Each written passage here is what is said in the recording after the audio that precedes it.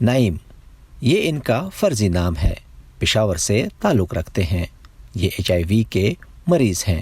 زندگی کی مشکلات نے انہیں نشے کی لت میں مبتلا کر دیا اور انہیں شبہ ہے کہ اسی عادت نے انہیں HIV کا شکار بنایا ہے، کیونکہ ٹیکوں کے ذریعے نشہ کرنے والے عموماً ایک ہی سرنج کئی بار اور کئی لوگوں کے ساتھ مل کر استعمال کرتے ہیں، جو اس مرض کی سب سے بڑی وجوہات میں سے ایک ہے۔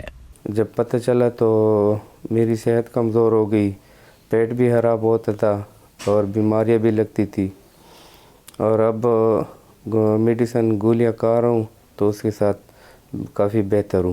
کمزوری بھی ہے اور دوسری لوگ بھی ہمیں بری نظر سے دیکھتے ہیں کہ یہ HIV پازیٹیو ہے اور اس کا ایڈز ہے، لوگ بھی ساتھ نہیں بیٹھتے، ملتی بھی نہیں ہے۔ اس وقت صوبہ خیبر پختونخوا میں HIV سے متاثرہ افراد کی کل تعداد سرکاری اعداد و شمار کے مطابق 7,000 سے زیادہ ہے، تاہم حکام تسلیم کرتے ہیں کہ یہ تعداد اس سے کہیں زیادہ ہو سکتی ہے۔ اس مرض سے وابستہ بہت سی غلط فہمیوں کی وجہ سے زیادہ تر مریض اپنا مرض چھپانے کی کوشش کرتے ہیں، کیونکہ انہیں لگتا ہے کہ لوگ ان کے ساتھ اٹھنا بیٹھنا، کھانا پینا چھوڑ دیں گے۔ مریض کھل کر اپنی ڈائگنوسس یا اپنی بیماری کا ذکر نہیں کرتے، لہٰذا یہ بیماری جو ہے، یہ جو مرض ہے، یہ کبھی کبھی انڈر ڈائگنوز رہ جاتا ہے۔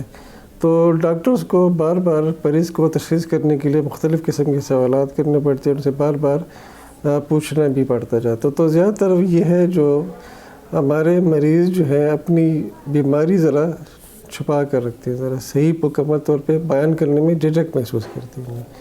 لیڈی ریڈنگ ہسپتال میں مریضوں اور ان کے اہل خانہ کو محفوظ عادات سکھانے اور علاج کی اہمیت کو سمجھانے میں مدد پر توجہ دی جا رہی ہے۔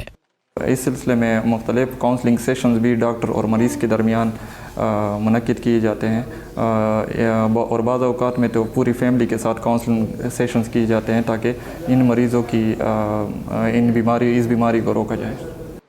اس مرض کے بارے میں آگاہی پیدا کرنے کے ساتھ ساتھ ان مسائل کو ختم کرنا بھی ضروری ہے جو اس مرض کے پھیلاؤ کی بڑی وجہ بنتے ہیں، اور ایسا اب تک نہیں کیا جا سکا۔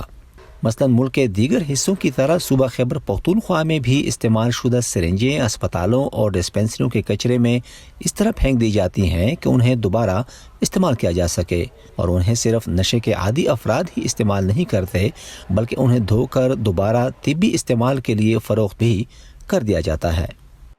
ہمارے صوبے میں تو یہ بہت بڑا مسئلہ، استعمال شدہ سرنجیں بار بار استعمال ہوتی ہیں، ایک دفعہ یوز ہو کے بار بار یوز ہوتی ہیں، یہ ایک بنیادی وجہ جو ہے، سب سے زیادہ وجہ اسی کی ہے۔ اس کے بعد بلڈ ٹرانسفیوژنس کا، جی ہمارے اکثر ایسے پرائیویٹ جگہوں پہ بلڈ ٹرانسفیوژن ہوتے ہیں جو کہ پورا اسکرین نہیں ہوتے۔ HIV کے ساتھ زندگی گزارنا ممکن ہے۔ ڈاکٹر ضیاء الدین کا مشورہ ہے کہ مریضوں کو دھتکارنے کے بجائے انہیں معاشرے کا حصہ بنایا جائے تو ان کا معیار زندگی بہتر ہو سکتا ہے، جو اچھی صحت اور طویل عمر پانے کے لیے ضروری ہے۔ ایسے مریض جو ہے معاشرے میں اس کو ایک عجیب سی نظر سے دیکھا جاتا ہے، اس کو ہم کہہ سکتے ہیں کہ مریض کو ایک اسٹگما کے طور پہ ہم کہہ سکتے ہیں، مطلب اس کو ایک کلنک سا لگ جاتا ہے کہ اس کو تو HIV ہو گیا، اس کو ایڈز ہو گیا ہے۔ تو یہ مریض باقی فیملی کے ساتھ اپنے معاشرے میں مکمل طور پہ زندگی گزار نہیں سکتے۔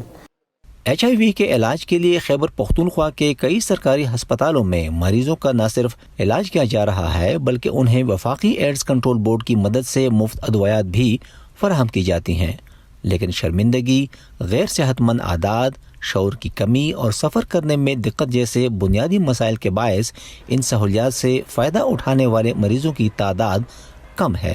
نذر الاسلام، وائس آف امریکہ، پشاور۔